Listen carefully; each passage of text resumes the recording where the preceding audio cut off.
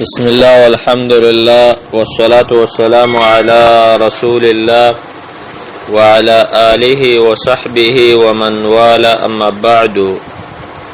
مسند الدارمی چې مشهور ده په سنن دارمی سره دا شروع چې پرون منګه د امام دارمی رحمه الله ابو محمد عبد الله ابن عبد الرحمن الدارمی السمرقندی د لغون ته کې تعارف وکړ.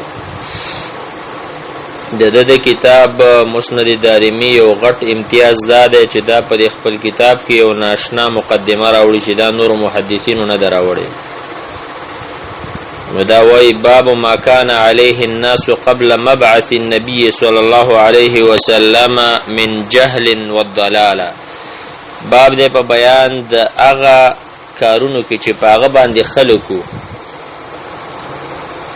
هغه عقاید او هغه اعمال چې هغه خلکو کول مخکې د بعثت د رسول الله صلی الله علیه وسلم نه من الجهل والضلاله.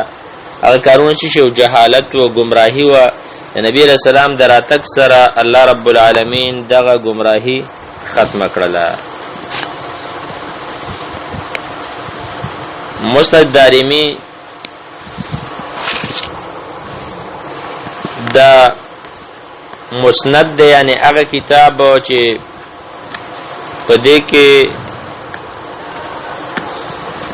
احادیث د مسند ډېرې معناګانې دي. مسند کله په معنا د مرفوع سره راځي، مرفوع روایت ته مسند وایي. کله هغه روایت چې د هغه سند دی، کله هغه کتاب ته وایي چې هغه د صحابه په نومونو سره حدیث ذکر کوي. مثلا د یو موضوع ته نه ګوري، خو د یو صحابي احادیث چې د یو ځای ذکر کوي. کتابونو کې قسمونه دی، یو دا جوامع دی لکه الجامع صحیح البخاری او الجامع صحیح مسلم، یو دی سنن لکه دا سنن اربعه، سنن ابن ماجه، سنن نسائی، سنن ترمذی او سنن ابي داود. یو دی مسانید لکه من سره دلته تقریبا 4-5 مسانید دي. مسند حمیدی من سره ده 2 جلد کې، دا مسند ابي اعلی ده من سره الموصلی چې دا محقق من سره ده، دارنګ مسند احمد ده من سره، او داغه سره دا مسند دارمی ده. بل دی مصنفات لکه مصنف عبدالرزاق، مصنف ابن ابي شيبه، او بل مستخرجات دي چې اصول حدیث کې موږ داغه وضاحت کړو چې مستخرج کتاب ته وي چې هغه مثلا بخاری دې داغ را لګيږي د بخاری په سند باندې حدیث راوړي، یا داغه سره استاد کی شریک، یا د استاد په استاد کې ان تر صحابي پورې. او یو مستدرکات دي لکه مستدرک د حاکم علی صحیحین چې بخاری مسلم د کوم روایت پاتې دای په سروست راوړي. نو دا مسند ده. دې کتابونو کې موږ سندونه لرو، ځکه مخکې موږ دا مسله بار بیان کړې ده چې زموږ دین کې سند ده. الاسناد من الدین لولا الاسناد لقال من شاء ما شاء. عبد الله بن مبارک فرمای سند دا دین دی، که سند دین کې نه خلکو بار قسم خبره دین کې د سند په نوم رانه نه ایستله. دارنګه علما فرمای چې سند دا د مؤمن سلاح ده، چې کله سلاح د یو چا سره نه په څه باندې ته د دشمن سره جنگيږي. مسند دارمی کې زمونږ استاد دی الشيخ العلامه المحدث غلام الله رحمتي رحمه الله تعالى رحمه واسعه. الشيخ غلام الله رحمتي رحمه الله په دې کې مختلف سندونه دي. یو دا محمد ادریس کاندلوی سند دی ده چې دا تر مسند دارمی پورې دی.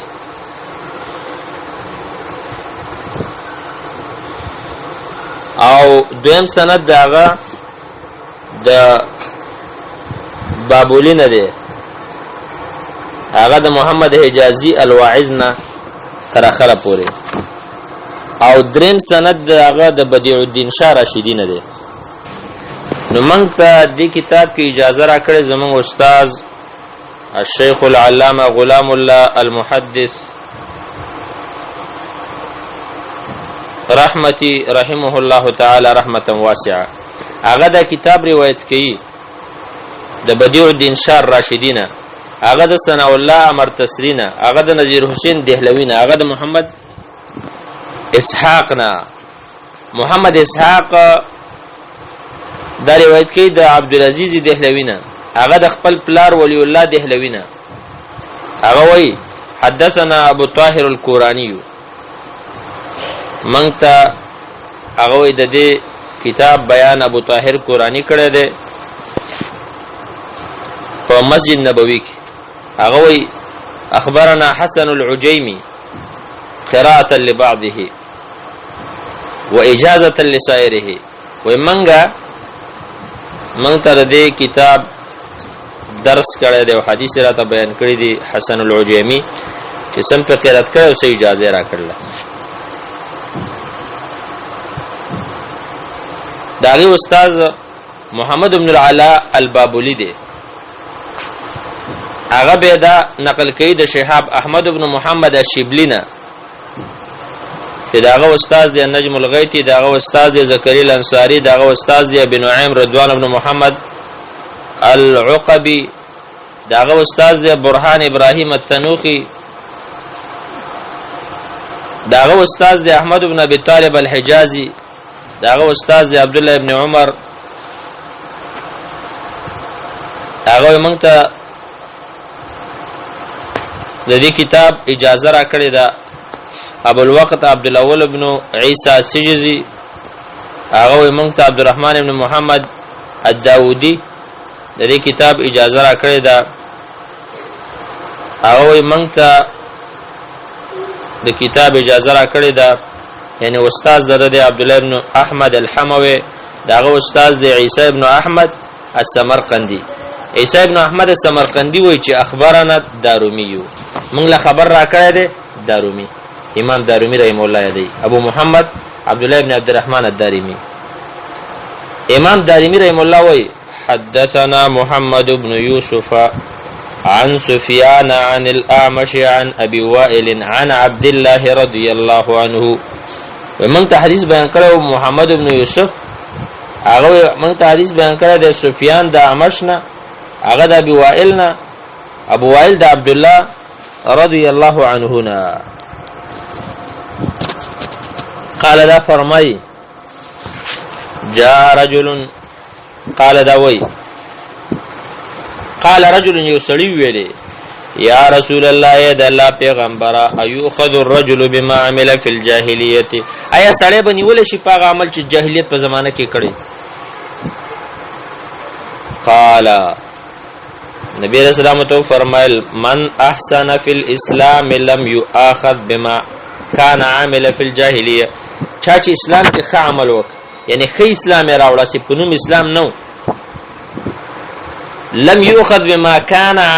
بما كان عمل في الجاهليه، الله ان رانی سی پاغه عمل چې د جاهلیت زمانه کې کړی. جاهلیت زمانه کې د تا هر قسم ناروا عمل کړی، خو چې اسلام دراوړ هغه ختمي.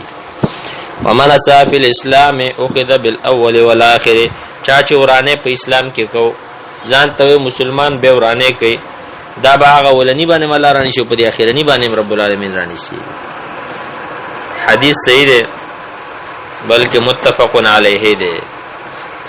د مسند موصلی کې هم دا روایت راغله ده، صحیح ابن حبان کې هم راغله. بار سے مناسبت پدې کې ده چې ګوره د جاهلیت په زمانہ کې چې تا کم جهالت او ضلالت کوو ورسته د اسلام راوړ، اسلام ستاغه مخکینی ګناونه ختمه ده. بل حدیث کې مراد ان الاسلام يهدي ما كان قبله، اسلام مخکینی ګناونه ارڅ ختمه. وبه قال اخبرنا الوليد بن النضر الرملي عن مسرة بن معبد من بني الحارث بن ابي الحرام من لخم عن الوضين ان رجلا اتى النبي صلى الله عليه وسلم. وزين ويو سره نبی علیہ السلام تراغ فقال يا رسول الله انا كنا اهل جاهليه، من خو جاهلیت والو کیسه ورته کوله، وعبادت اوثان من خود بوتانو بندګین کولې فكنا نقتل الاولاد من به بچي وجل دا قران کریم کې راځي واذا الموءوده سئلت باي ذنب قتلت جاهلیت والا و بچي وجل وكانت عندي بنت لي وزما يولروا فلما جابت کله چې دا غټه شو وكانت مسروره بدعاء دا به خوشاله ده زما په आवाज اذا دعوت کله چې ورته ما आवाज وکړ چې لوري دلته راشه په منډه براتله فدعوت يوما يورز ورته आवाज وکړ فتبعتني هغه زما پسې شولا فمررتو بو مثلا تاته تو بیرن تر دې چې یو کوی تراله من اهلی غیر بعید کور نه مې لره نه نږدې فاخذت بيد هذا هغه لاس میونیو فردیت بها فی البئر دې کوی ته مې ورو ورځوله وکانه اخر عهدی بها ان تقول اخرنه خبره دا و چې هغه راته ویل یا بتاهو پلاره وبكى رسول الله صلى الله عليه وسلم نبی رسول الله وجړل حتى وقف دمع عينه تر دې چې سترګو کې روان شو فقال له رجل جلسائه یو کس ورته ویل د مرګرونه من جلساء رسول الله صلى الله عليه وسلم احزنت رسول الله ود الله بنده پیغمبر دی خپک وقال له نبی رسول الله ورته کف بن شفین يسأل عما اهمه دا سره داغه څه تپوس کې چې دا غریب غم کې اچولې دي ثم قال له بيوت نبی رسول الله الاعد علي حديثك دا قصه تبه وكفا دوراوي ګرځول به فبكى نبی رسول الله په جړا شو حتى وقف الدمع تر دې چې بدل اوخ کې من عینه د سترګو د نبی رسول الله نه علیه ته په ګیربانه ثم قال له ورته ان الله قد وضع عن الجاهليه ما عملوا الله جاهلیت ولو ته معاف کړی دی هغه چې دی وکړلی فاستأنف عملك عمل لسرنا کوي خبره نشته د دې سند روایت ائمه الحديث و اسناده رجاله ثقات غیر انه مرسل روایت مرسل او امام دارمی په د باندې وی تفرد کړی دی د کې ولید ابن نبر دی امام بخاری مولا تاریخ کبیر کې او دارنګ ابن ابي حاتم په جرح او تعدیل کې وی چې دی باندې کم علماء جرح او تعدیل نه کړي نه چا صفت کړي نه په چا جرح کړي دا دې ته ویل کېږي مجهول نه په دې وجبانه روایت سندن ضعیف دی کا دې کې یو بل قصه ډیره مشهوره ده چې عمر رضی الله عنه راغی او لوري له خلیفہ کوله وغه ته کویا وکنسته ورګزارې ک هغه قصه چې دا خو به خیر وافز جوړه کړل ښا دیو جبان زمونږ دی کتاب کې با منګه فقهي مسائل نه چړو بس دې کې به اهم کار زمونږ دی لفظي ترجمه او د حدیث صحت ضعف دا غټ کاری او پر دې کتاب کې منګه مو اقوال او دغه چړو دا په لس کاله کې د کتاب نشه ختمول نو ګور عدالت د جاهلیت د زمانه قصې دا ذکر کړ چې هغه بلورګانې راغستې خو خولې به وبه قال اخبرنا هارون بن معاويه عن ابراهيم بن سليمان المؤدب عن الاعمش عن مجاهد حدثني مولاي ان اهله بعثوا معه ما ته خپل غلام قصه بیان کړي و چې د کور والا دا غلام ولېګ ان اهله بعثوا معه بقدح فيه زبد ولبن الى عليته ما تخبر غلام یورس قصه بیان اول امام مجاهد وای چې ورځ خپل کور والا ولېګلم چا سره چې غلام نو مالې پیلې راکړه پای کې زبد ولبن کوچو او پيو چې دا له حول وېس قال دا وای فمنعني نو مال من کړه کول الزبد چې زدا کوچو خرم لمخافتها د وجد یری د دینه د له حول یری دلما نو کوچ مینه شو خړلې قال دا وای فجا كلب راغ اس په پاکرت زبد کوچ یو خړ وشرب لبن پيپ سره د پاسه وسکل ثم بال على السنم بيد غبود د پاسه میتیز وکړي وهو اصاف ونائله وای دا بوتان الیه د دیو څه شو اصاف یا اصاف او نائله بعضی روایتو کې راځي دي مفسرین هم ذکر کړی دي دا صفا او مروه چې دا اصل کې اصاف او نائله قال هارون وای کان الرجل فی الجاهلیه وسړی په جاهلیت کې اذا سافر کله چې به سفر کوه مالا معه 4 احجار ځان سره به څلور کانی غستل ثلاثه لقدر درې کانی به د کټۍ د پاره واغستل حالت چې ور بلو کانه به کې خدای نغره به ته جوړ. والرابع سلورم کانه یعبدو دا بندگی به کولا ويربي كلبه د سپی تربیت به کو سپی به وسه ساتره ويقتل ولده بچی به وجله وګوره دا ټول سه فضل اعمال به کوي. عقیده خراب عقیده چې کله خراب نو به بدغه شان د الله نعمتونه پتا باندې بندي ک سپی به خوري خو تبه نشو خورل. د دې روایت سند حسن درجه کې ده او دا کم چې مولا د مجاهد رحم الله غلام وو دا صاحب ابن ابي صاحب ده.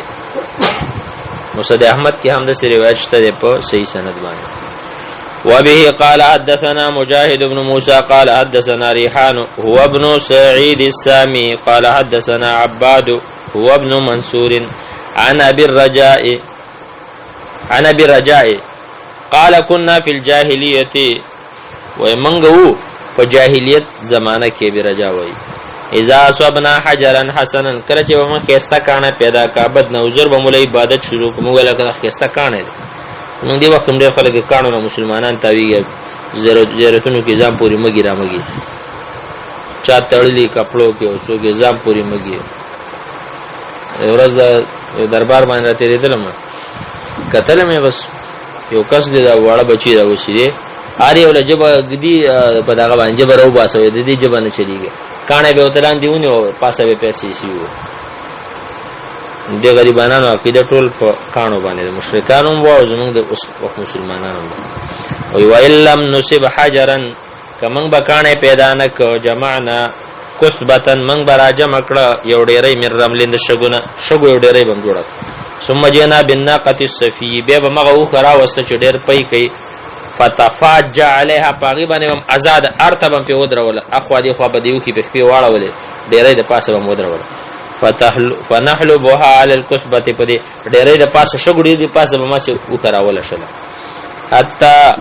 نورويها تر دې چې هغه زمون بالکل لام دکړه ثم نعبد تلك الكثبه به هم دغه ډېرې عبادت کوما قمنا بذلك المكان تر څو چې به موږ دغه ځای کې رسوم رقم کلکا مشرک سړي دې د عقل نه ګورکا چې عقل وې څوک د شکار کوي د غریبانو عقل کار نه کوي